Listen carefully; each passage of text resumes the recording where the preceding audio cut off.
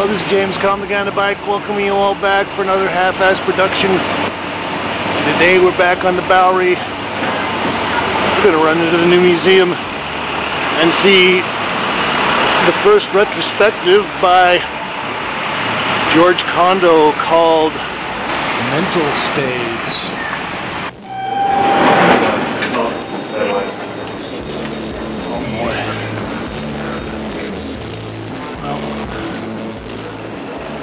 At the press preview, and I was just talking to Laura Hoptman, the lady that curated this, and Gabrielle, and they said that unfortunately George will not be attending the opening. I'll take a sweep of this. This is a large installation of paintings.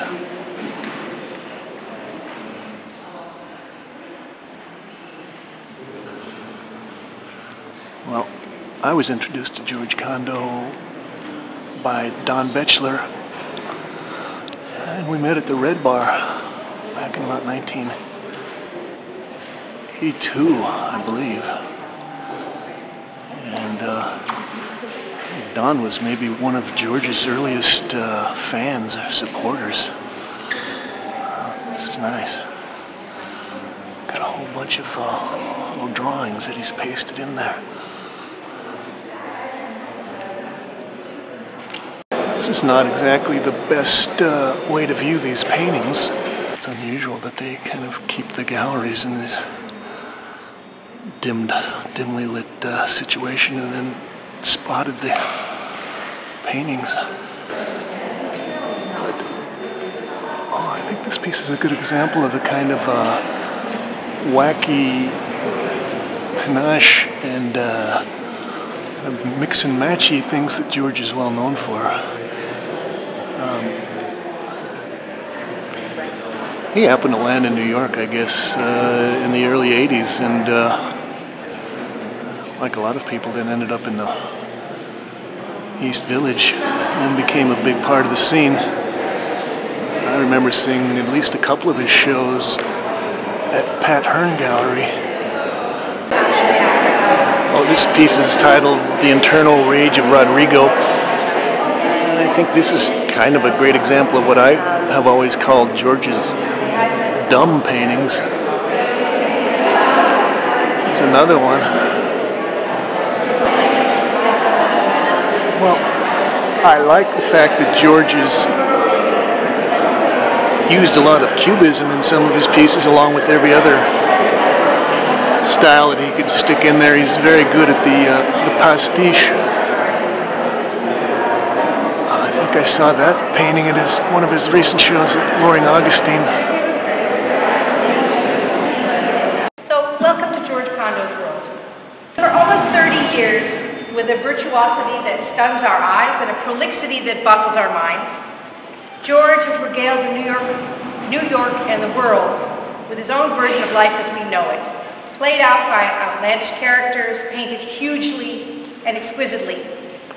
George established himself as a singular voice in the artistic community, a community full of young painters like Jean-Michel Basquiat and activist artists like Keith Haring.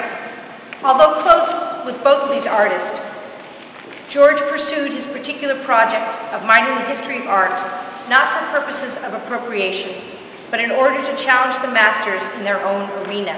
Despite the antiquity of his sources, though, there was always something extremely contemporary about George's work.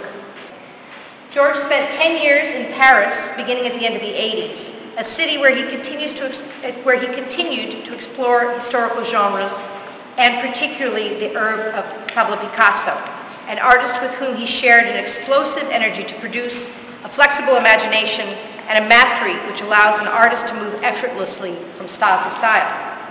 George returned to New York well after the East Village scene had collapsed under the weight of economic recession and the scourge of AIDS, to a city that was home to a small but growing group of young figurative painters. For these artists in New York emerging in the mid-1990s, there was no contemporary icon to emulate, except for George. And it was through the admiration of artists like John Curran and others, for example, that George's work was seen again as leading the way for a new crop of ironic yet sincere American painters weaned on Mad Magazine, Robert Crumb, porn, and MTV.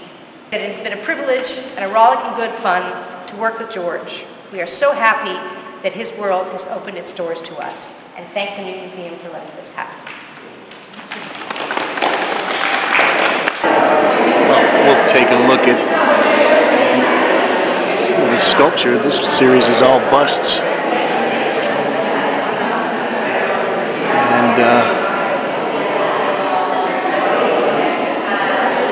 I remember seeing a show of this work uptown, I think maybe at James Graham and Sons, somebody up on Madison Avenue about 7 or 8 years ago. It's also worth noting that in a lot of ways he's really maintaining the classic form of the archaic bust, all the way kind of twisted in the George fashion. Well, we'll come out and sweep the third floor gallery here. Kind of enjoy this because it's more like classical installations here. And I think one of the lucky things for George is that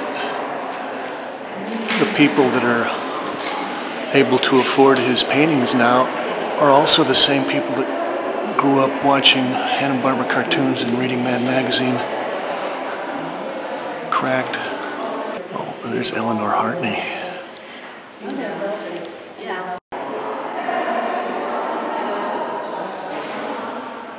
Oh, this is a couple on blue striped chair.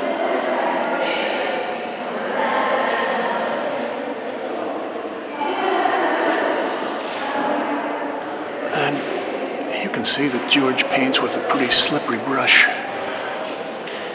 Really has a spontaneous quality about catching those images.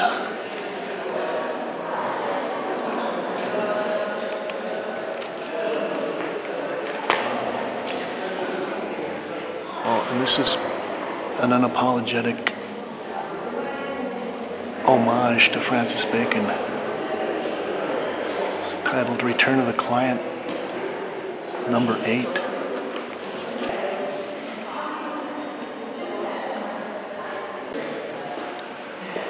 This is Nude Homeless Drinker.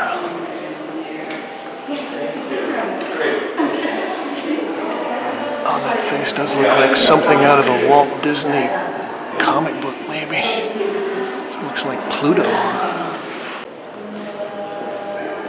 Oh, this gallery is titled Abstraction.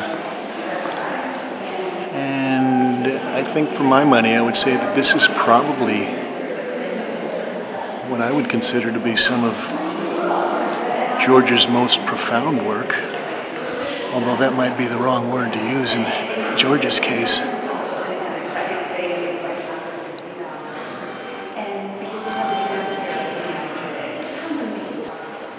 This is Nothing Is Important, 1985.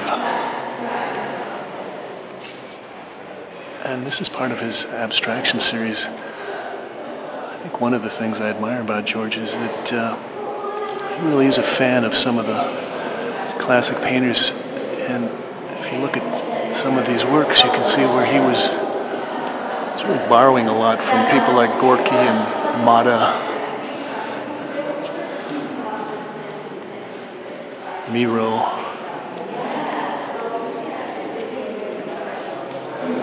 It's called Big Red Gem, 1982. This is a beautiful piece.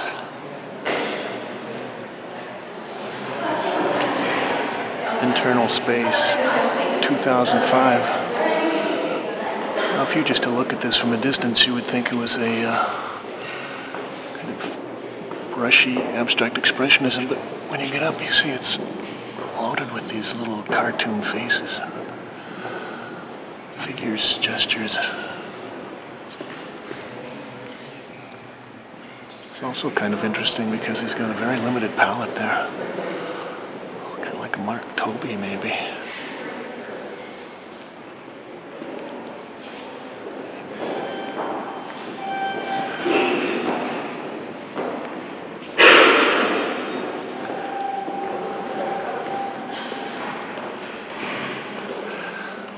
This is titled Internal Constellation, and it's all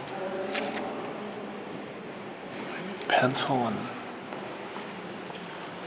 ink on canvas, and it's got a little white paint in there that he's bumped it up with.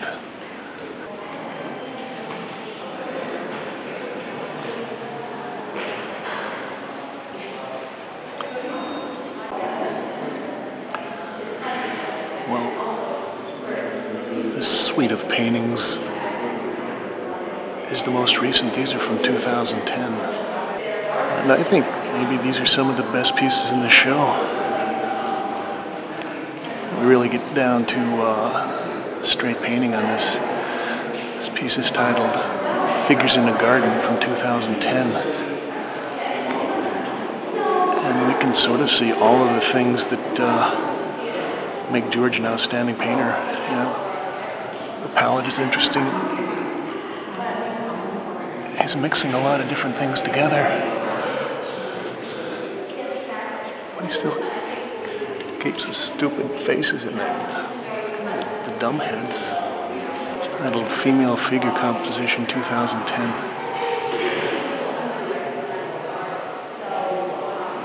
I like the way that he is graying out sections of these, using the black as a dark contrast.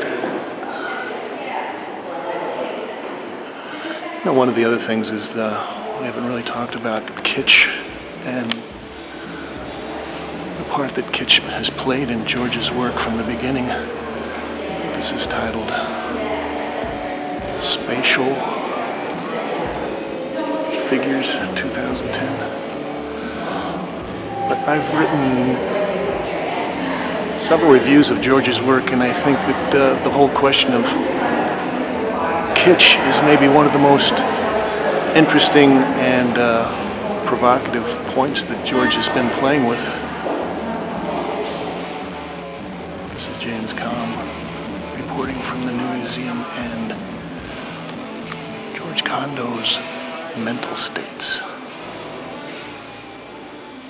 Thanks, Kate.